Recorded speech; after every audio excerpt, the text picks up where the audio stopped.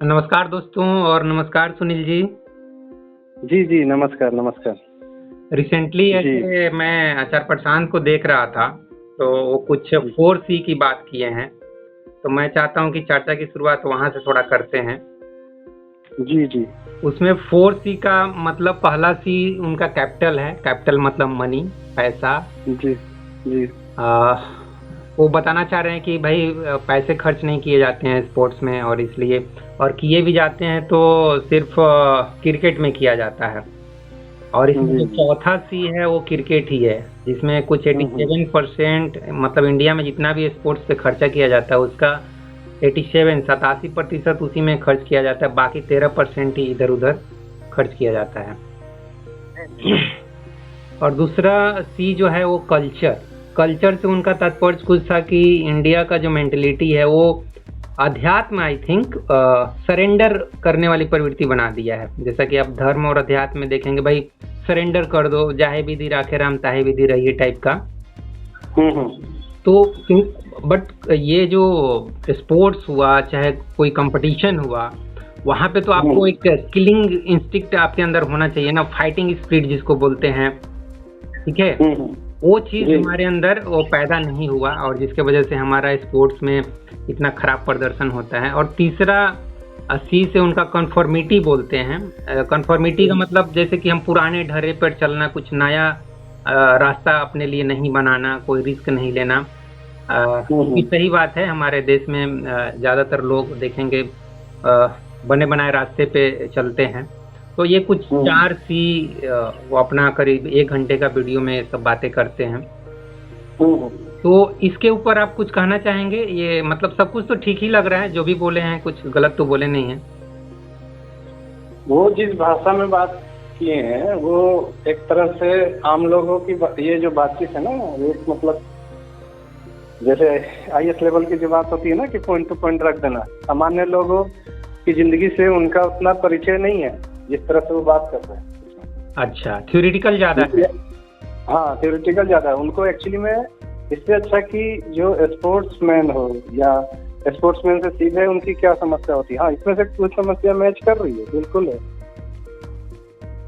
ठीक है, लेकिन और भी काफ़ी समस्याएँ हैं जो इसमें नहीं है। जी, जी।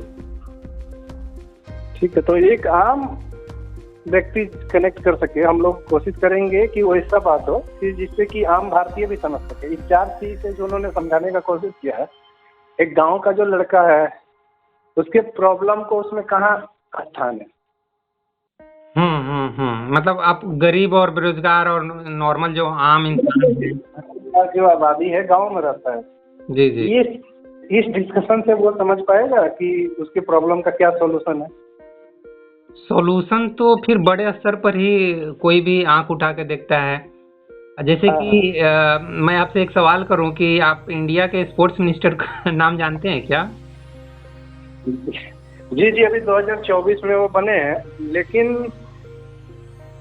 मतलब अधिकतर लोग तो ये बात नहीं जानते होंगे, जहाँ तक हमको भी लगता है। हाँ, हाँ, मैं भी कुछ देर पहले सर्च कर रहा था, कुछ मनसूख नाम है उनका, डॉक्टर मनसूख हैं। हाँ, हाँ, हाँ। तो तो मतलब और इनका किसी तरह का मनसुख मंडविया करके हैं एक। हाँ, हाँ, हाँ। हाँ, वो है। और इनका किसी तरह का खेल में कोई अचीवमेंट भी नहीं। हाँ, ये चीज़ तो है, इंडिया में कोई भी किसी भी फील्ड का मिनिस्टर बन जाता है। और ये एक बहुत बड़ा खामी है, मतलब अब कोई एथलीट होना चाहिए, कोई क्रिकेटर होना चाहिए, या कोई फुटबॉलर होना चाहिए, या मतलब कुश्ती वाला कुछ होना चाहिए जो थोड़ा मोटिवेट करे कि भाई देखो मैंने एक सिल्वर मेडल लेके आया है, या ऐसा कुछ लेके आया है। जैसे कि कुछ दिन हम्म। पहले मेरे को याद है कि कोई सिल्वर जीते थे ये शूटिंग में। हम्म। उनका हम्म। नाम हम्म। याद नहीं आ रहा मुझे। वो कुछ हम्म। आर्मी से थे, शायद कैप्टन या कुछ रैंक के अफसर थे, तो उस तरह के लोगों को। देखिए, भारत में ये रिवाज जो आप बोले ना, बहुत अच्छा बोले कि ये चलता है। एजुकेशन मिनिस्टर अनपढ़ हो, खेल मंत्री को खेल नहीं आता हो। जी, जी, तो ये खासियत रहा है भारत में, गैर जिम्मेदार मंत्री बना देना किसी भी पोस्ट पे। जी, जी, जी। तो आप जो भारत के चीजों में एक तरह से मैं बोलूंगा, जैसे आपको खेल में बर्बादी दिख रहा है ना, ये खेल में दिख रहा है ना कि भारत कितना पीछे है। हाँ, इस साल मेडल बहुत ही कम इसके कारण दिख रहा है, बाकी देशों से यहाँ कंपटीशन हो रहा है इसलिए आपको नजर आया ये, लेकिन हर फील्ड में ऐसे ही गैर जिम्मेदार लोग बैठे हुए हैं अधिकतर फील्डों में। जी जी जी। जिस तरह से यहाँ पर एक गैर जिम्मेदार व्यक्ति को बैठाया गया, जैसे मान लीजिए कोई रेल का दुर्घटना होता है, ठीक है, हाँ हाँ, तो व्यक्ति जिम्मेदारी लेता है ना कि मैं रेल मंत्री हूँ, मैं इससे इस्तीफा दे देता हूँ क्योंकि मैं इसके काबिल नहीं हूँ, मेरे मतलब इस गैर जिम्मेदारी के कारण नाकाबिल होने के कारण ये हुआ है। हाँ, अकाउंटेबिलिटी की कमी है। लेकिन ये आपको स्टेटमेंट मिला खेल मंत्री से? कोई भी स्टेटमेंट आया ऐसा कुछ भी, या कभी भी आपने सुना हो? नहीं नहीं, कोई इस तरह का नहीं बोलता है कि मैं इसके लिए जिम्मेदार हूँ इतना अगर खराब प्रदर्शन, बल्कि ये लोग मतलब कुछ इस तरह का मोटिवेशनल टॉक दे देते हैं, मैत्रीपूर्ण जो बोलते हैं ना कि हम भाई खेल की भावना से खेलते हैं, ना कि हार जीत की भावना से खेलते हैं। इस तरह का बात बोल के लोगों का मन जीतने की कोशिश करते हैं कि भाई चलो हमारा तो बहुत अच्छा है, स्पोर्ट्स स्पिरिट जो है बहुत अच्छा है, हम लोग खेल की भावना से खेलते हैं। तो ये डिप्लोमेटिक बात कौन करता है? हाँ, जो व्यक्ति कुछ नहीं कर सकता है और किसी को नहीं करने देना चाहता है, नहीं करते हैं, ये नहीं करते हैं तो फिर ओलंपिक में भेजने का भी क्या जरूरत है, घर में ही खिला लेते हैं। ये तो बात है। बाकी फील्डों में जैसे भारत पीछे है, इसमें भी नहीं पता चलता किसी को अगर ओलंपिक में भारत प्रदर्शन करने नहीं जाता। हाँ हाँ हाँ। तो अच्छा सुनील जी, एक चीज बताइए, ये हमारे देश में खेल कूद के प्रति जो अवेयरनेस है, या जो पब्लिक के या पेरेंट्स से या सोसाइटी से जो एक उत्साह मिलना चाहिए, इंकरेजमेंट मिलना चाहिए, मोटिवेशन मिलना चाहिए, उसमें बहुत कमी देखी जाती है। तो इसके पीछे मेन कारण क्या, मतलब हमारा कुछ सचमुच कल्चर ही ऐसा है? एक हमारे यहाँ आप तो कहावत आप भी सुनी है? हाँ, पढ़ोगे। जी जी, पढ़ोगे लिखोगे बनोगे नवाब, खेलोगे कूदोगे बनोगे खराब। हाँ, ये तो बात है। तो ये घर घर में कहावत कही जाती है भारत में। हाँ, तो जिस घर का मोटिवेशन डीमोटिवेट करने के लिए प्रयोग किया जाता हो कि जो भी खेल रहा है हाँ, वो बर्बाद होगा, तो वहाँ आप कैसे इस चीज का अपेक्षा कर सकते हैं कि वहाँ मोटिवेशन वाले लोग होंगे? हाँ, तो ये जो तो हर जगह यहाँ दिक्कत यही है भारत में कि खेलों को लेकर के कभी भी उस तरह का उत्साह नहीं रहा। और पढ़ाई में भी मैं बोलूंगा ना, पढ़ाई में भी कोई खास मतलब मोटिवेशन नहीं है, केवल एक रट्टा मार पढ़ाई का मोटिवेशन है, रिसर्च का कोई मोटिवेशन नहीं। चाहे मनी ओरिएंटेड है कि आगे चल के हमें कैरियर बना लेंगे, पैसे कमाएंगे, और एक मतलब ढर्रे वाली जो जिंदगी हमारे जैसे दूसरे लोग जी रहे वैसे हम भी जिएंगे, उस टाइप का, मतलब कुछ ना। मेन बात है कि खेलों से समझ में आता है कि आखिर खेल के कर क्या। जी, जैसे पढ़ाई से एक चीज दिखता है इनको घर वालों को कि मान लीजिए पढ़ लिया, अच्छा कर लिया तो कहीं जॉब हो जाएगा, लेकिन खेल के क्या कर लोगे? ना इसमें जॉब हो रहा है और उनको ना तो उतने दूर का ओलंपिक का समझ में भी आता है कि मेडल लेकर के आएंगे तो करके। जी जी, कैरियर ऑप्शन की बहुत कमी है। हाँ, बहुत ज्यादा। और जो भी कैरियर ऑप्शन दिखता है वो एक सिर्फ क्रिकेट में दिखता है। हाँ, बाकी कबड्डी हुआ, चाहे ये थ्रो बॉल हुआ, चाहे भाला फेंको हुआ, चाहे कुछ भी, मतलब कहीं पे कुछ ज्यादा, जैसा कि बताया ना 87% जो मनी है, चाहे वो उनके ऊपर, खिलाड़ी के ऊपर खर्चा कीजिए, चाहे जो गेम है उसके ऊपर खर्चा कीजिए, चाहे जो स्टेडियम, जो इंडिया में स्टेडियम बने हैं, जैसा कि एक डाटा है कि चाइना में कुछ 1,70,000 स्टेडियम है, वो भी वर्ल्ड क्लास लेवल के, और इंडिया में सिर्फ 1,000 है। मतलब दूर दूर तक कोई रिश्ता नहीं है, दूर दूर तक कोई कंपैरिजन नहीं है दोनों के बीच में। कहाँ 1,000, कहाँ 1,70,000। कोई कंपटीशन नहीं है, किसी तरह का इसके ऊपर चिंता भी नहीं है। आपको जब आपके स्पोर्ट्स मिनिस्टर का कुछ जवाब नहीं आता है, कोई ट्वीट नहीं आता है, कोई जानकारी नहीं आता, तो आप सोचिए कितना मतलब सुकून से वो आदमी बैठा हुआ है। जो सबसे जिम्मेदार व्यक्ति इस देश में कौन है? स्पोर्ट्स मिनिस्टर है जी। उस व्यक्ति का कोई ट्वीट नहीं है, तो कितना गैर जिम्मेदारीता हो सकता है, आप सोचिए। जी जी। और अगली बात ये है कि हमारे देश में जैसे कि बचपन से ही बच्चों को पढ़ने लिखने के लिए काफ़ी मोटिवेट किया जाता है, और इसके अलावे पढ़ाई के लिए यूपीएससी एग्जाम हो, चाहे डॉक्टर इंजीनियर बनना हो, हर एक चीज़ के लिए कोचिंग है। और बहुत सारे कोचिंग है, गली गली में आपको अब कोचिंग देखने को मिल जाएंगे। लेकिन बिल्कुल। स्पोर्ट्स के लिए इस तरह का कुछ इन्वायरमेंट नहीं है, वैसा कुछ कोचिंग न दिखता है, और ना ही जैसा कि स्टेडियम वैसा कुछ दिखता है उस लेवल का। ये तो आपका बिल्कुल सही है कि भारत में जो कोचों की संख्या है ना, हम्म। जो मान्यता प्राप्त कोच हैं वो 10 से 15 हजार हैं। अच्छा। और स्टेट से जो मान्यता प्राप्त कोच हैं वो 20 से 30 हजार के आसपास। और जो खिलाड़ी मतलब हैं, बाकी जो खिलाड़ी थे उनमें से कुछ खिलाड़ी कोच बन गए, वो 50 हजार से 1 लाख के आसपास। अच्छा जी। ठीक है। जी जी। तो ये बात है कि जब इतने कम आपके पास संसाधन भी नहीं है और आपको सिखाने वाले ही नहीं है, हम्म तो कैसे कोई बच्चा निकलेगा? हम्म। ये बात है। मतलब आप अनुमान लगाइए कि अगर आपके पास 10-15 हजार या 50 हजार कोच हैं, तो पर मतलब कि कितने हजार के ऊपर एक कोच पड़ा? जी, बहुत बहुत कम, बहुत कम। हम्म। बहुत कम। तो आप उस कल्पना कीजिए कि कितने कम है। यहाँ तक कि ओलंपिक खिलाड़ी जो है ना, जी जी। उनको गाइड करने के लिए 117 कोच थे भारत में। अच्छा। और चीन जो था ना, हाँ। 10 हजार कोच उसके बदले ओलंपिक खेलों के लिए गाइड करने के लिए। हम्म। तो आपके 117 कोच और उनके 10 हजार कोच, अंतर नहीं दिख रहा है? बहुत ज्यादा अंतर है, हर एक जगह अंतर दिख रहा है। सेम अमेरिका में भी 10 हजार कोच है अच्छा। ओलंपिक खेलों को गाइड करने के लिए। तो जब इतना अंतर रहेगा, 100 गुना एक तरह से मान के देखिए, जी जी जी। तो 100 गुना रिजल्ट में भी तो अंतर रहेगा। हाँ। तो 100 गुना अंतर आ गया है। हम्म। तो वो सबको खराब लग रहा है कि 100 गुना अंतर क्यों आ गया।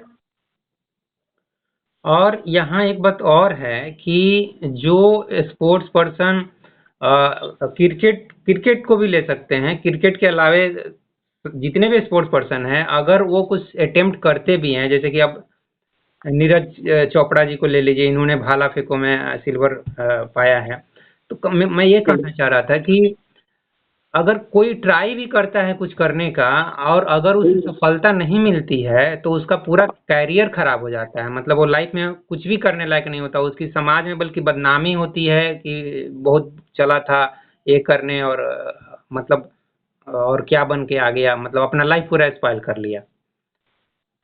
हाँ, ये को अगर कोई जिम्मेदारी लेता भी है एक दो लोग जी जी। कि हम कुछ करके दिखाएंगे, हम्म। तो फिर वैसा तो होता ही है। लोग तो असफल होने के बाद तो किसी भी फील्ड में तवज्जो नहीं देते हैं व्यक्ति को। मेरा कहने का लेकिन मतलब, जो व्यक्ति कुछ एफर्ट कर रहा है, उसके लिए थोड़ा सा एक सेकंड मतलब प्लान बी भी कुछ रखना चाहिए कि भाई आप इतना एफर्ट कर रहे हो, इस लेवल तक आप गए, तो आपको निश्चित रूप से ये जॉब या ऐसा कुछ मिलना चाहिए, या हर एक महीने आपको इतनी सैलरी मिलनी चाहिए। ये मैं कहना चाह रहा था, उनकी एक। हाँ, ये किया जा सकता है ताकि उस लेवल तक पहुंचने के लिए लोग कुछ प्रयास अपने तरफ से भी करें।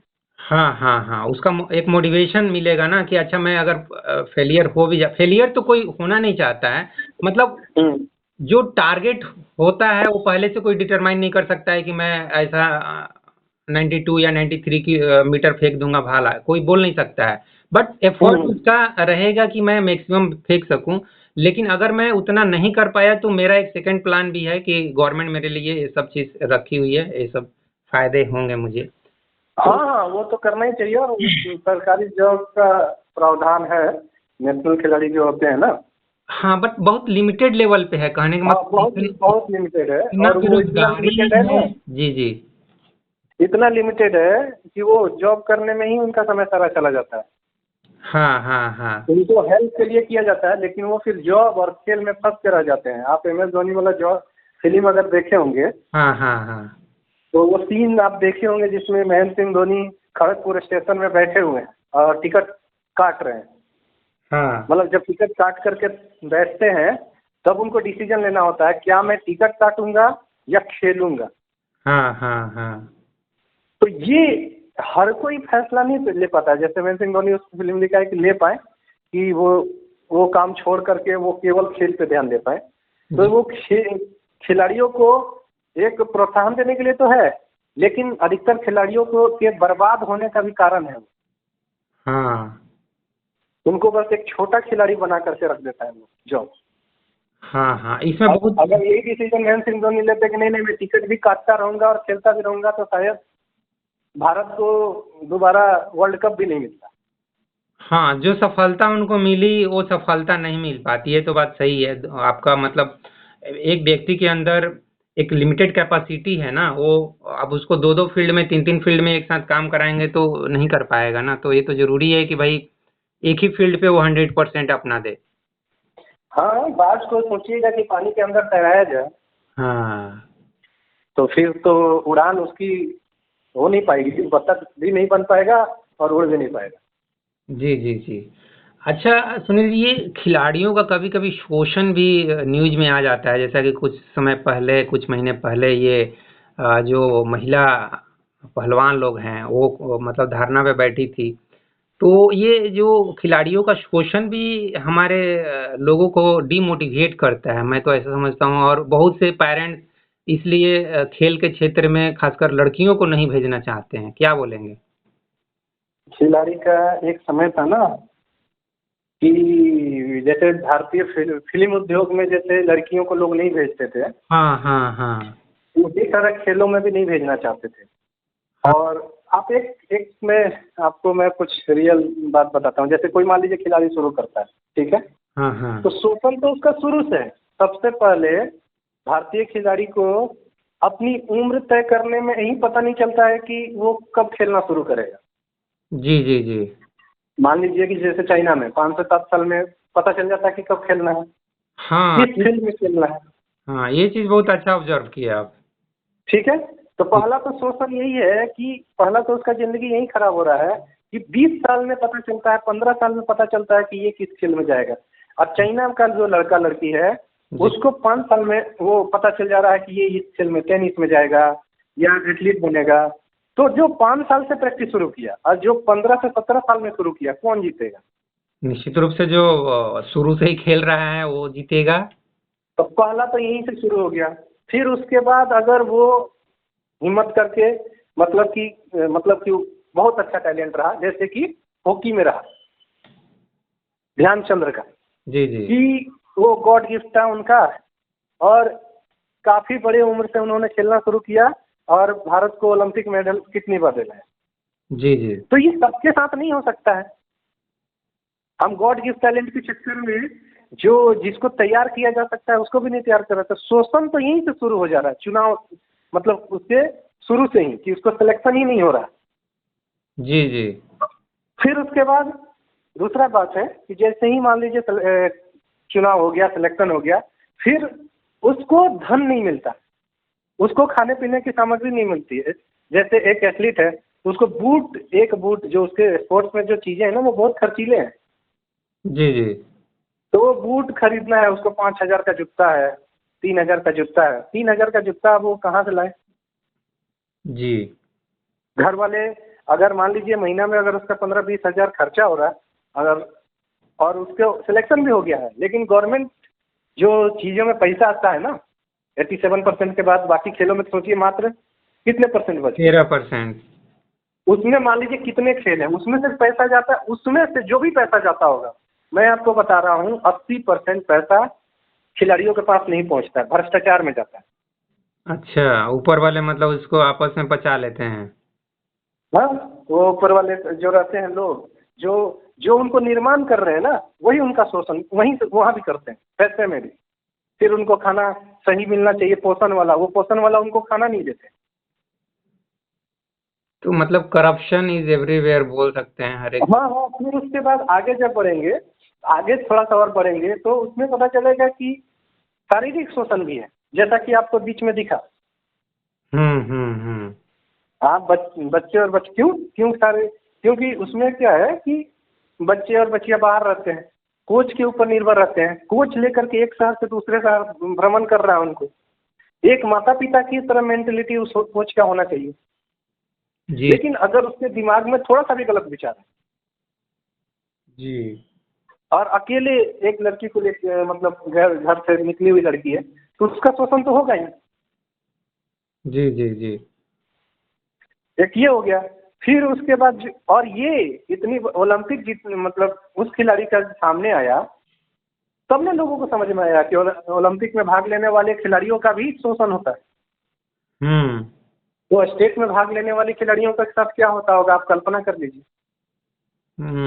जी जी तो जो जहाँ पे इस तरह का शोषण हो, वहाँ के खिलाड़ी कैसे डेवलप होंगे। जी जी जी तो शोषण में तो कहना ही नहीं है। शोषण मतलब एकदम, मतलब नरक के समान शोषण है यहाँ। जी जी। और आज आज मैंने इसी से रिलेटेड, चूंकि मैं चेंज इंडिया पर इस तरह का थोड़े कुछ शॉर्ट्स डाल देता हूँ, तो मैं आज एक शॉर्ट्स में बोला कि हमारे देश में भाई 90% लोग तो गरीबी और बेरोजगारी से ही परेशान हैं। और जब हम्म से एआई आया है तब से बेरोजगारी और भी बढ़ गई है, तो अब तो कहना ही नहीं है लोग कितने परेशान हैं। तो हम्म 90% बेचारे इसी में परेशान हैं, और बाकी जो लोग हैं 10% अमीर लोग, उनकी पैसे की भूख खत्म नहीं होती है, तो पैसे हम्म। अमीर बनने के लिए परेशान है। तो फिर ये गोल्ड मेडल आएगा कहाँ से? मतलब मेडल है ओलंपिक चाहे जो कुछ भी, यहाँ पे मेडल आएंगे कैसे? सबका ध्यान तो बस इसी तरफ लगा हुआ है। हम्म। हाँ, इसके लिए समर्पण चाहिए, इसके लिए जो चीजें चाहिए वो चीजों की पूर्ति नहीं हो रही है, साफ साफ आप मान करके चलिए। जी जी। और इसके आड़ में शोषण हो रहा है। हाँ, शोषण भी हो रहा है, पार्शियलिटी है, शोषण है, पैसे और इसको कोई बात भी नहीं करना चाहता है। शोषण हो रहा है तो उनको लगता है कि ये शोषण हो रहा है तो कौन सा बड़ा काम हो रहा है। हम्म। अच्छा, हम लोग तो लगभग सभी बिंदु पे बात कर लिए। अब सवाल यह पैदा होता है कि समाधान क्या क्या हो सकते हैं, इसका मतलब समाधान पे थोड़ा बात कर लिया जाए। समाधान के बारे में कुछ बताइए, क्या है समाधान, निवारण क्या है? समाधान, बिल्कुल बिल्कुल, समाधान क्या होना चाहिए कि सबसे पहले देखिए, जब भी कोई यूथ है या बच्चा है, एक तैयार यूथ बनता है, एक बच्चा, तो उसी समय 5 से 7 साल में ही तय हो जाना चाहिए कि किस खेल में यह सक्सेस हो सकता है। अगर किसी का 5 साल में टैलेंट आप खोज लिए, जी जी तो उसके बाद उसे अगर 15 साल तक वो खेलता भी है, ठीक है, जी। 15 साल तक, तो 20 साल एज हो गई। 20 साल उसे पता चल जाएगा, जो 5 साल से खेलना शुरू किया ना, हम्म। तो वो मेडल लेकर के आएगा, स्टेट जीतेगा, डिस्ट्रिक्ट जीतेगा, स्टेट जीतेगा और नेशनल। 15-17 साल में जब वो जीत लेंगे अधिकतर बच्चे, तब समझ में आएगा कि हमारे पास कम उम्र में अगर बच्चे तैयार हो जाते हैं तो ओलंपिक के लिए हम इनको रेडी कर सकते हैं। जी जी। क्योंकि वो लगातार 10 साल का मेहनत है, 10 साल का उसका मतलब प्रैक्टिस है। सबसे पहला तो ये काम होना चाहिए जी कि जैसे एलकेजी यूकेजी तय होता है, उसी तरह स्पोर्ट्स में भी तय हो। एलकेजी स्पोर्ट्स का, यूकेजी स्पोर्ट्स का, क्लास 1 लेवल का स्पोर्ट्स, क्लास 2 लेवल का स्पोर्ट्समैन। जी जी। स्पोर्ट्स की ये भी अवेयरनेस बचपन से ही करना पड़ेगा बच्चों को, पेरेंट्स। हाँ, सबसे पहला तो ये होना चाहिए। दूसरा, आपने तैयार कर दिया कि हम ऐसे करेंगे, दूसरा जो चीज है वो है इंफ्रास्ट्रक्चर। हम्म। आपके पास बच्चे तो हैं लेकिन इंफ्रास्ट्रक्चर नहीं है, जी। तो इंफ्रास्ट्रक्चर उनको देना पड़ेगा। हम्म। तीसरा, इंफ्रास्ट्रक्चर आपने दे दिया। तीसरा जो चीज है पोषण। हाँ। एक स्पोर्ट्समैन को कैसा भोजन होना चाहिए, कैसा मसल्स बनना चाहिए, ये सब चीजों पे ध्यान देना पड़ता है। जी जी। चौथा जो चीज हो गया, जो इन सब चीजों के लिए उसे तैयार करेगा, गाइड करने वाला कोच। हाँ हाँ। इतने बच्चों पे कितने कोच होंगे? हाँ, ये भी जरूरी है। ठीक है, 100 बच्चों पे एक कोच होगा या 20 बच्चों पे एक कोच होगा, ये तय करना होगा। हम्म। तो जब ये तय करेंगे तो कोच हो गए। उसके बाद ज्यादा से ज्यादा कंपटीशन हो।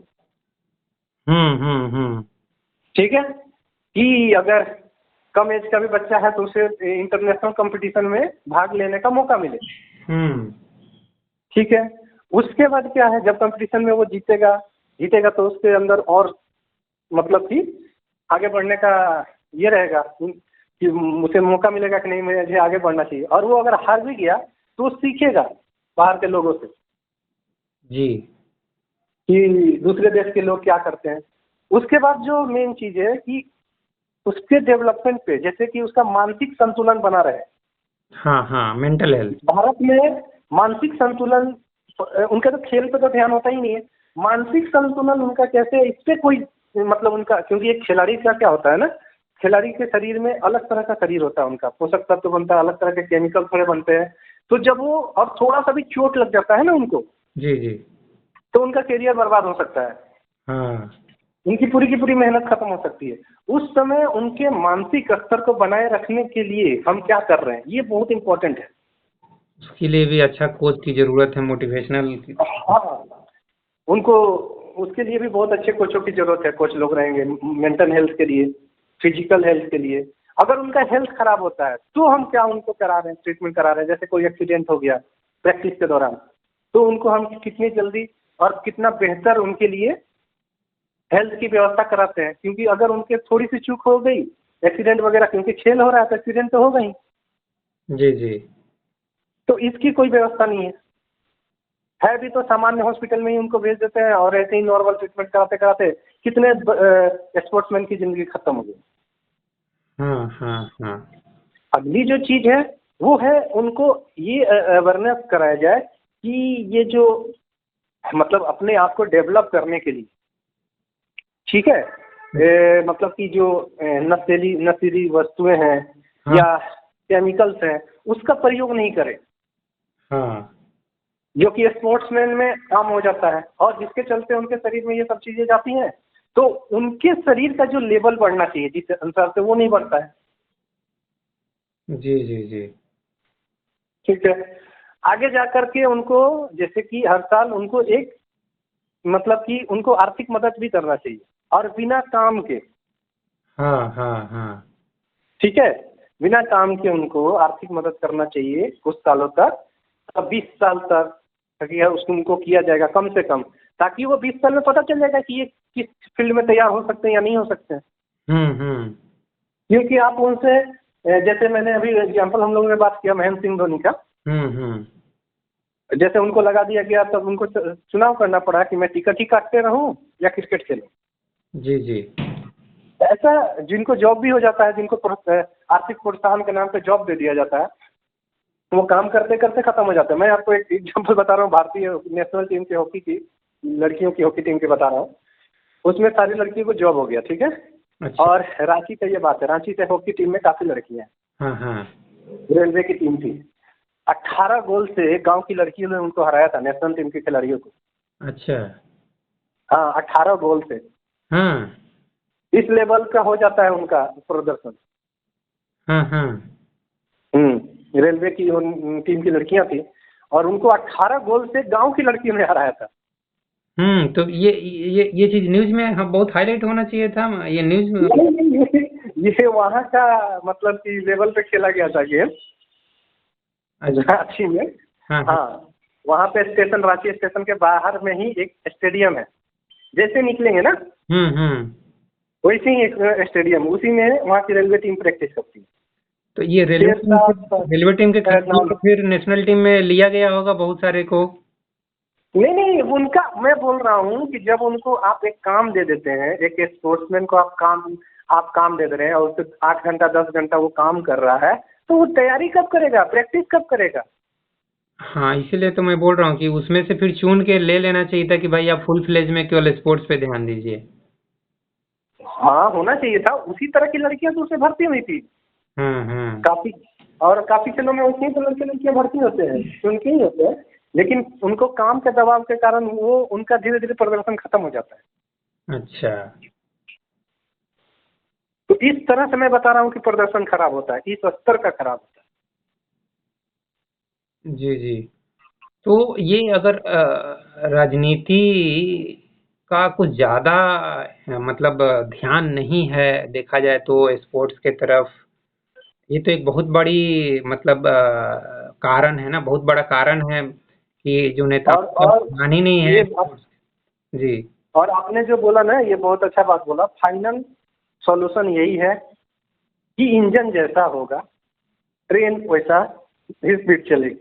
हम्म। स्पोर्ट्स मिनिस्टर जैसा आपका होगा या जिस थिंकिंग का होगा, उस थिंकिंग का स्पोर्ट्स में डेवलपमेंट होगा। जी जी। तो कुछ ज़्यादा चेंज होने वाला नहीं है एक तरह से देखा जाए तो, क्या बोलते ये बस ओलंपिक में मतलब एक हुआ ना कि वर्ल्ड में हमारा ये स्थान आया, इतना नीचे हम चले गए। कभी कभी एक गोल्ड मेडल मतलब कि आ भी जाता था, हम्म तो उसके कारण एक मतलब कि ये हो गया कि आखिर मतलब हम लोग इतना बड़ा देश है, इतने लोग हैं, 146 करोड़ लोग, उसमें से एक गोल्ड मेडलिस्ट नहीं पैदा कर पा रहे हैं हम 146 करोड़ लोगों में।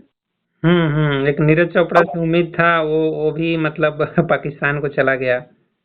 और वो भी आप सोचिए कि 146 करोड़ लोग नहीं है, हम्म 140 करोड़ लोगों में से आपका लगभग अधिक मतलब दुनिया का सबसे जवान देश है, जवान। सबसे जवान देश है। दुनिया का सबसे जवान देश, तो जहां दुनिया में सबसे ज्यादा जवान हो वहां जवान नहीं मिल रहा है। हम्म ये तो जवान का काम है ना, हम्म खेलना जीतना।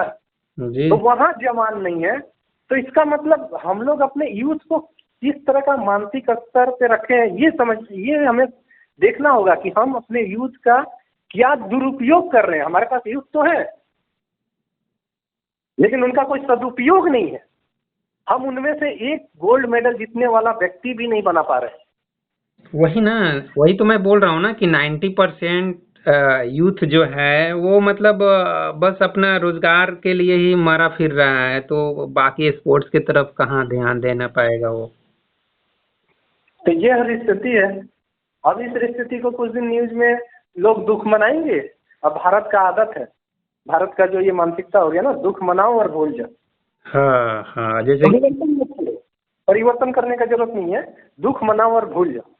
जैसे अभी कि जितने जिम्मेदार लोग हैं हाँ। वो बस वो भूलने के इंतजार कर रहे हैं कि आप बस भूल जाओ, अगले साल फिर देखेंगे 10-15 दिन के लिए। जैसे कि जब कोई व्यक्ति मर जाता है तो उस दिन आदमी आंसू बहा लेता है, बस बात खत्म हो जाता है। हाँ हाँ, तो 13वीं मनाने में हम लोग माहिर हैं। हाँ, 13वीं मनाने का बस कार्यक्रम चल रहा तो स्पोर्ट्स की अर्थी निकल गई है, 13वीं अब खत्म भी होने वाला है। तो अब 13वीं खत्म हो गया तो अब आगे 2-4 दिन और कुछ दिन धूप वूप चलेगा, फिर उसके बाद फिर अगले साल फिर 13वीं मनाने का इंतजाम करके रखेंगे।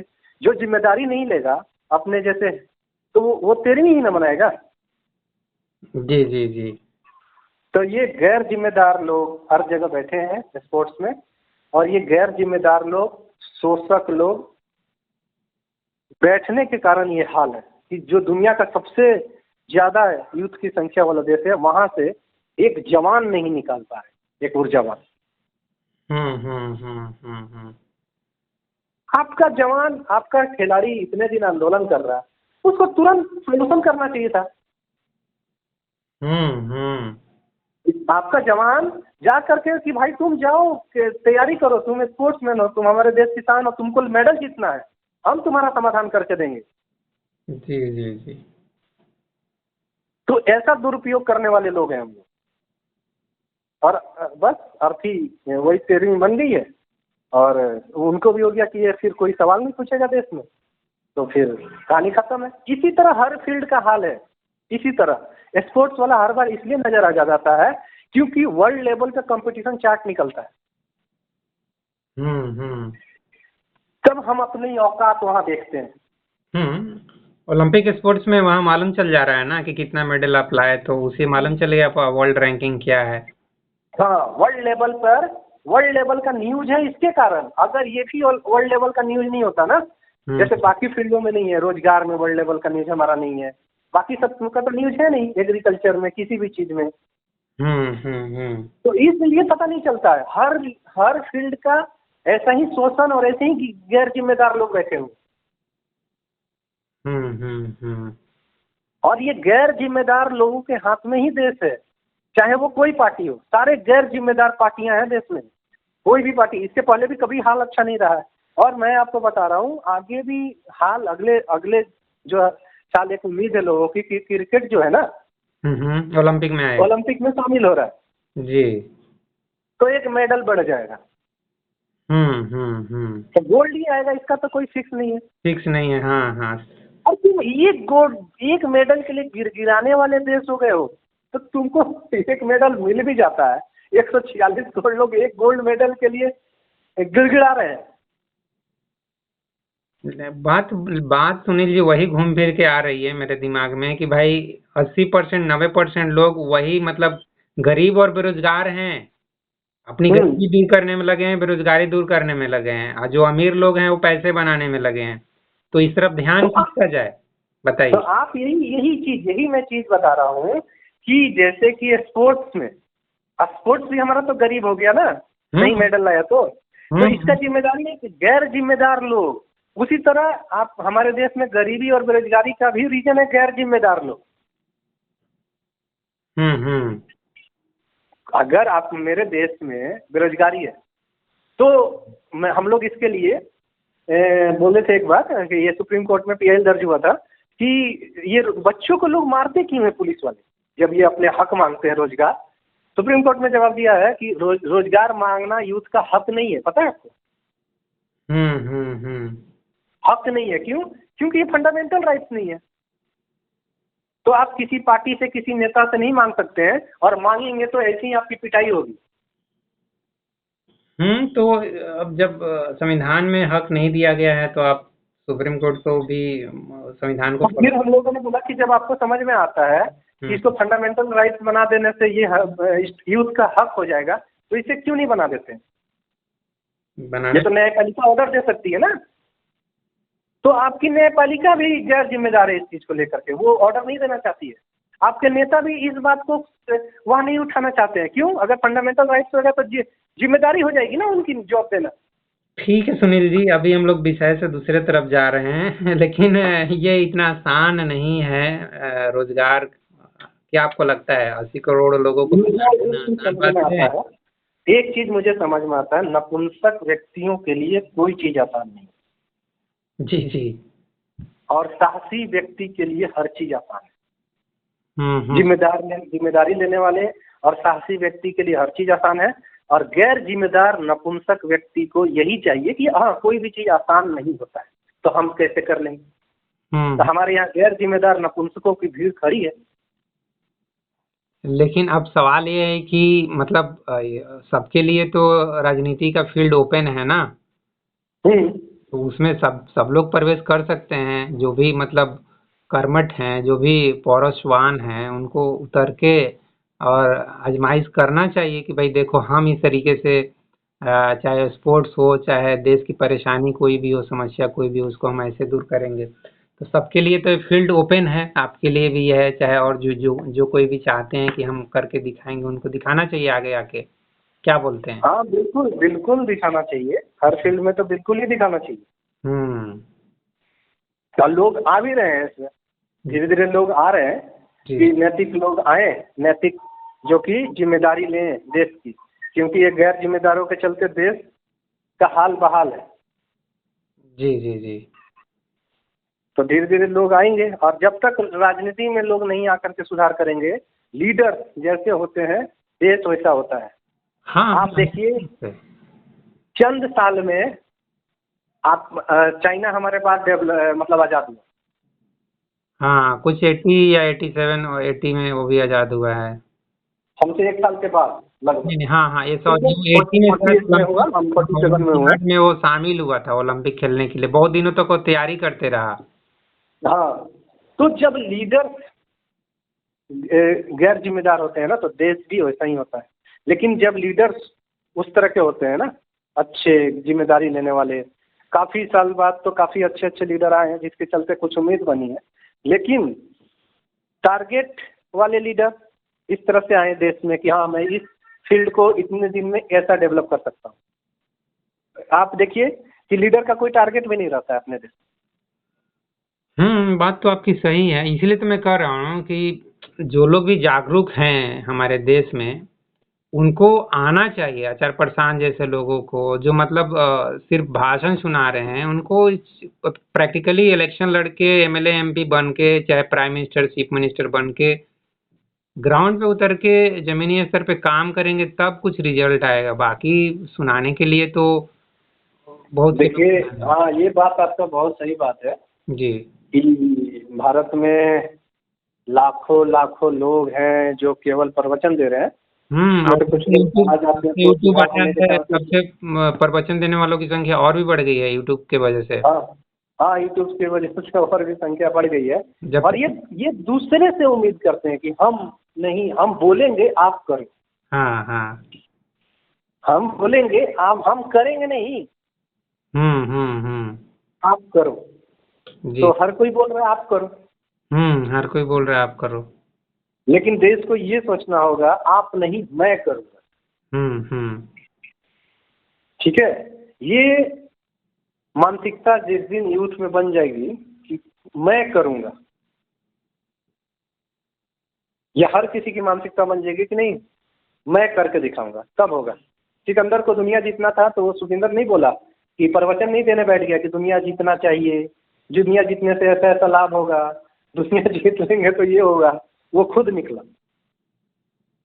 तो वही है वो, मतलब हमारा कल्चर में, हमारे ब्लड में वो कंपटीशन वाला किलिंग, जो इंस्टिंक्ट बोलते हैं ना, किलिंग स्पिरिट, वो नहीं है। हम नहीं हड़पना चाहते हैं किसी को। हम बहुत शांति प्रिय देश हैं। हमें कोई भले ही कब्जा कर ले, हम किसी को कब्जा नहीं करेंगे। हम हार जाएंगे लेकिन किसी से जीतेंगे नहीं, किसी की हिंसा नहीं। नहीं, इसको अच्छे माइंडसेट के रूप में नहीं, ये अच्छी बात नहीं ना है लेकिन कि हमारा अपना। हमारा अध्यात्म, हमारा धर्म तो सिखाता है ना कि भाई अतिथि, अध्यात्म और धर्म आपको हार जाना नहीं सिखाता है। सरेंडर सिखाता है ना, सरेंडर कर लो। अध्यात्म और धर्म जो चीज सिखाता है उसी की तो गलत शिक्षा के कारण यह सब हो रही है। अध्यात्म तो शिव भगवान को भी तैयार किया, अध्यात्म तो कृष्ण भगवान को भी तैयार किया। गौतम बुद्ध को भी तो तैयार किया ना, हाँ, महावीर को उनको भी भी तैयार। तैयार किया। तो गौतम बुद्ध तो और महावीर का तो यही मैसेज है। एक कहानी से मैं खत्म करना चाहूंगा इस बात जी को। जी। हाँ। एक जंगल था, उस जंगल में एक साधु गुजर रहा था, तो एक व्यक्ति को उसने देखा कि बहुत मरणासन स्थिति में वो पड़ा हुआ था। हम्म। तो उस व्यक्ति ने उसे उठा करके ले गया, उसकी थोड़ी मतलब अच्छे से उसको रखा कुछ दिन। जब वो कुछ दिनों महीनों में स्वस्थ हो गया तो उसने पूछा कि तुम्हारी हालत ऐसी कैसे हुई। तो उसने बोला कि मैंने एक घटना देखा जिसमें कि एक घायल लोमड़ी जो थी ना, अच्छा।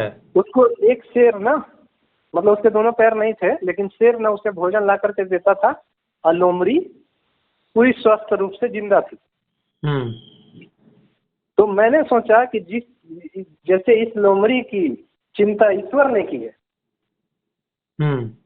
उसी तरह मेरी चिंता भी ईश्वर करेगा, उसी चक्कर में मेरी ये हालत होगी। तो साधु ने बोला कि तुमने क्यों नहीं सीखा कि तुमको शेर बनना है। तो ये अपने ऊपर है कि हम सीख क्या रहे, कि जिस अध्यात्म ने भगवान शिव जैसा व्यक्ति तैयार किया, जिस भगवान ने परशुराम जैसा व्यक्ति तैयार किया, जिस अध्यात्म ने कृष्ण जैसा व्यक्ति तैयार किया, तो हम सीख क्या रहे हैं, हम व्यक्ति कैसे बन रहे हैं, ये हमारे सीखने के ऊपर निर्भर करेगा। एक ही चीज से, एक ही कहानी और एक ही चीज से काफी लोग काफी कुछ सीख सकते हैं। जी जी। तो हाँ जी। सीखना वो है जिससे कि आप विजेता बने, सीखना वह है जिससे कि आप जिम्मेदारी लेने वाला व्यक्ति बने। वो नहीं सीखना है जिससे कि आप एक मतलब कि गरीब, लाचार और गुलाम ऐसा होने वाला। कृष्ण कभी भी गरीब, लाचार और गुलाम को करके रह पाते नहीं। वो भी तो इसी अध्यात्म से निकले हैं। जी जी। तो हमें इस गरीब, लाचार और गुलाम प्रवृत्ति को नहीं सीखना है किसी भी ये कहानी से, किसी भी मतलब कि व्यक्ति से। हमें सीखना है कृष्ण जैसा विजेता बनने का, हमें सीखना है हर बार जीतने का, हमें सीखना है कि कैसे हम पूरे विश्व का पालन कर सकते हैं। वसुदेव कुटुंबकम की बात करने वाले लोग अपना ही पालन नहीं कर पा रहे, खुद ही नहीं जीत पा रहे, तो दुनिया का क्या पालन करेंगे भिखारी जैसा होकर के। जी जी जी। तो वसुधैव कुटुंबकम के लिए मजबूत होना पड़ता है, ताकतवर होना पड़ता है, विजेता होना पड़ता है, तब आप किसी अपने हितों की रक्षा कर पाएंगे। जो अपने हितों की रक्षा नहीं कर सकते, वो दूसरे के हितों की क्या रक्षा करेगा। तो भारत को सीखने का नजरिया भी बदलने का जरूरत है। जी जी जी। ठीक है सुनील जी, फिर इस चर्चा को समाप्त करते हैं। जी जी बिल्कुल बिल्कुल। ठीक है, नमस्कार नमस्कार, शुभ रात्रि। जी नमस्कार।